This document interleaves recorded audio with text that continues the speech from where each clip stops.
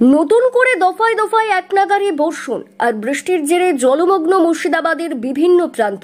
দক্ষিণবঙ্গের নদীগুলিতে জল কমলেও বিভিন্ন জায়গায় জলস্তর বৃদ্ধি হয়েছে। বৃষ্টির জেরে ক্ষেত থেকে শুরু করে বাড়ি চলে গিয়েছে জলের তলায়। মুর্শিদাবাদে নতুন করে লাগাতার বর্ষণ শুরু হতেই এবার জলমগ্ন পরিস্থিতি তৈরি হলো।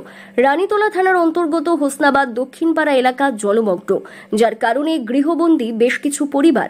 মেলে কোথায় থাকবো, এরকম জল ঢুকেলে আমরা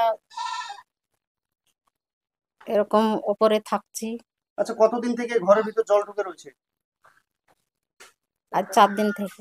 মেম্বার প্রধানকে বলেছেন এই বিষয়ে? বলেছে। কি বলেছে তিনারা? ও যে বলেছে যে কি 4 লিটার 5 লিটার তেল কিনে নিয়ে মেশিন দিয়ে ছেঁকে ফেলো। পরিবার সূত্রে জানা গেছে, গত 6 দিন ধরে বৃষ্টির জলে ঘুমানোর ঘর পর্যন্ত ডুবে রয়েছে।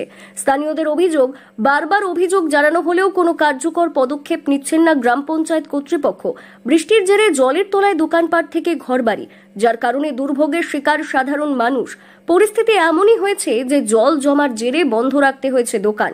গ্রামবাসীরা জানান, বিষয়টি নিয়ে একাধিকবার প্রধানকে বললে তার দাবি, আমরা 4 লিটার তেল দিয়েছি জল নিষ্কাশন করার জন্য। এই বক্তব্যে ক্ষোভ ছড়িয়েছে এলাকায়। 5-6 দিন ধরে। আচ্ছা, মেম্বার প্রধানকে বলেননি? বলেছি তো, বলেছে যে কি 5 লিটার তেল দিয়ে ছেঁকে ফেলতে। আমি 5 লিটার তেল দিচ্ছি, দিয়ে ছেঁকে ফেলছি। এই কথা বলেছে? কিন্তু এসে দেখা যাচ্ছে যে গোটা ঘরের ভিতরে জল জমে এক একটু। হ্যাঁ, ঘরের ভিতরে 4-5 দিন থেকে হচ্ছে, আর পানি আছে চতুর্দিকে। আর কি জল? হ্যাঁ, চতুর্দিকে জল নামছে। পঞ্চায়েতের তরফে জানানো হয়েছে, জমির জল থেকেই জলমগ্ন পরিস্থিতি তৈরি হয়েছে গ্রামে। পরিস্থিতি স্বাভাবিক হতে আরও সময় লাগবে বলে মনে করা হচ্ছে, যদিও মেশিন বসিয়ে জল নিষ্কাশনের ব্যবস্থা গ্রহণ করা হয়েছে। আবহাওয়া দপ্তর জানিয়েছে, আর নতুন করে ভারী বৃষ্টির সম্ভাবনা নেই। একাধিক জেলায় হালকা থেকে মাঝারি বৃষ্টির পূর্বাভাস দেওয়া হয়েছে। সমুদ্র উপকূল সংলগ্ন জেলাগুলিতে হালকা ঝোড়ো হাওয়া বইবে। পানি হলে পারি, বৃষ্টি হলে পারি, ধরেলেন ঢুকে দিচ্ছে, চতুর্ধার থেকে পানি নামে। প্রধানকে বলার পরে তিনি কি বলেছেন? 5 লিটার তেল নিয়ে ছেঁকে ভালো তাইছে।